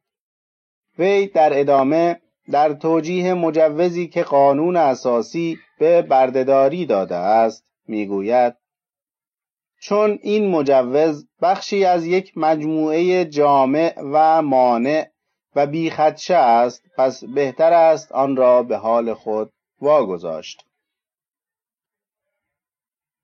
وی علیرغم هوش و توانایی خاصش قادر به بیرون کشیدن حتی یک مورد حقیقت از میان مفاهیم صرفاً سیاسی قانون اساسی نیست و چنان به آن می‌نگرد انگار که کاملاً به عنوان شیئی بی مصرف کنار گذاشته شده تا به نیروی خرد و زیرکی سیاستمداران دور انداخته شود. مثلا در پاسخ به این سوال که انسان چه کاری لازم است در اینجا در آمریکای امروز برای محو بردگی انجام دهد جز اینکه مجبور شود به ماجراجویی و خطر دست بزند، یا اینکه در هر صورت از این قانون اساسی چه ضابطه اجتماعی جدید و فوق‌العاده‌ای ممکن است حاصل شود، وی در حالی که اعتراف می‌کند به عنوان فردی غیر دولتی و با حفظ حریم خصوصی خود و به صورت کلی سخن می‌گوید، مجبور می‌شود که پاسخهایی چنین یأس‌آور صادر کند. روشی که دولت‌های ایالات بردهدار با آن می‌خواهند بردگی را تداوم و نظام بخشند در جهت منافع و مصالح خودشان است. این روش بر اساس مسئولیت‌هاشان در مقابل رأی دهندگان قوانین عام مالکیت، بشریت، عدالت و در برابر خداست. نهادهایی که در نقاط دیگر تشکیل می‌شوند و از درون نوعی انسانگرایی یا هر آرمان دیگری می‌جوشند، هیچ تضاد و ربطی با آن روش‌ها و منافع و مصالح ندارند. آنان هرگز هیچ حمایت و تشویقی از سوی من دریافت نکردند و نخواهند کرد. آنانی که سرچشمه‌های نابتر حقیقت را نمی‌شناسند، آنانی که جویباری بالاتر را جستجو نکردند، در کنار منبع زلال انجیل و قانون اساسی زانو میزنند و چه خردمندانه هم آنگاه با فروتنی و احترام از آنها سیراب می‌گردند. اما دیگرانی که شاهدند آن آب از کجا به این آبگیر و آن دریاچه سرازیر است، باری دیگر باره سفر برمیگیرند و به سوی سرچشمه این آبتر سلوک زائرانه خود را ادامه می‌دهند. هیچ فردی در آمریکا دیده نشده که نبوغ خاصی در قانونگذاری داشته باشد. نوابغ در تاریخ جهان نادرند و خطیبان، سیاستمداران و فصحا هزاران هزار. اما رئیس مجلس که باید سخنگوی منتخب دردهای مردم در مقابل حکومت باشد، تا کنون دهانش را باز نکرده است تا سخنی از او بشنویم. اویی که قادر به حل و فصل بغرنج‌ترین مسائل روز است. ما فصاحت را به خاطر فصاحت دوست داریم و نه به خاطر آن حقیقتی که بیان می کند، یا آن شجاعتی که گوینده می تواند با گفتن حقیقت به دیگران الهام بخشد. قانونگذاران ما هنوز تفاوت ارزشی آزادی تجارت را با آزادی انسان و نیز تفاوت اتحاد ایالات را با شرافت اخلاقی در پیشگاه یک ملت فرا نگرفتند. اینان نبوغ و استعداد پاسخ به مسائل نسبتاً جزئی مالیاتگیری، امور مالی، تجارت، تولید صنعتی و کشاورزی را دارا نمی باشند. اگر ریسمان هدایت ما را به دست زبانبازی قانونگذاران کنگره سپرده بودند، زبانبازی که با تجربه به موقع و بجا و شکایات مؤثر مردم اصلاح نمی‌شد، آمریکا همین جایگاه فعلیش را هم در میان ملل دیگر به زودی از دست می‌داد. هرچند شاید مجاز به گفتنش نباشم، ولی انجیل مدت 18 قرن است نوشته شده. اما کجاست آن قانونگذار صاحب خرد و استعداد عملی لازم تا فرصت را غنیمت شمارد و از نوری که انجیل میتواند بر روی دانش قانونگذاری بیفکند استفاده کند؟ با کمال میل و رغبت از آنانی که میدانند و میتوانند بهتر از من عمل کنند اطاعت میکنم و در بسیاری از موارد حتی از آنانی هم که نه بهتر از من میدانند و نه بهتر عمل میکنند پیروی میکنم. با این وجود اقتدار دولتی حتی از آن نوعی که مایلم تسلیمش شوم هنوز هم اقتداری ناپاک است. بگذار صریحاً و کاملا منصفانه بگویم، حاکمیت باید تأیید و رضایت محکومین خود را به دست آورد. او هیچ حق ویژه‌ای بر شخص من و اموالم ندارد جز آنچه که به میل خود به وی واگذار می کنم. روند حرکت از سلطنت مطلقه به یک نوع مشروطه و محدود آن و از سلطنت مشروطه به نظام مردم سالاری حرکتی به سوی احترام حقیقی به فرد است. حتی آن فیلسوف چینی نیز آنقدر خردمند بود که فرد را به منزله شالوده امپراتوری ببیند.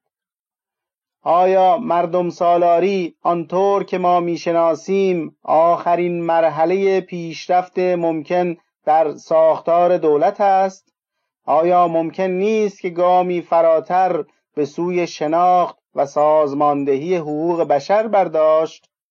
تا زمانی که دولت فرد را به عنوان قدرت برتر و مستقلی نشناسد که تمامی قدرت و اقتدارش را از او وام گرفته است و مطابق با همین دیدگاه با وی برخورد نکند، هرگز حکومتی واقعاً روشن‌نگر و آزاد و رها وجود نخواهد داشت.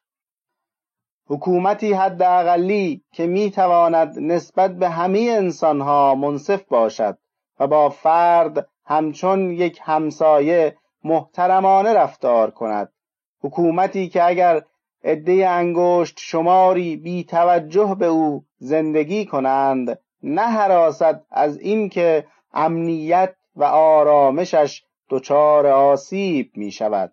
حکومتی که در کار این جماعت دخالت بیجا نکند و از سوی آنانی که تمامی وظایف همسایگی و هم نوعی و همچراغی را نسبت به دیگران به جا می آورند احساس محاصره و محدودیت نکند.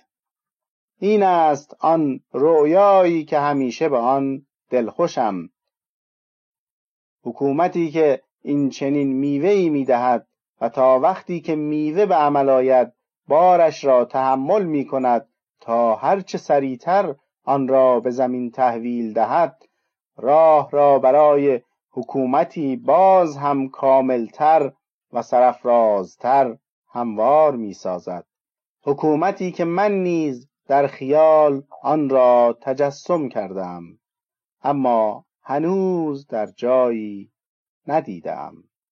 پایان کتاب. audiobook.com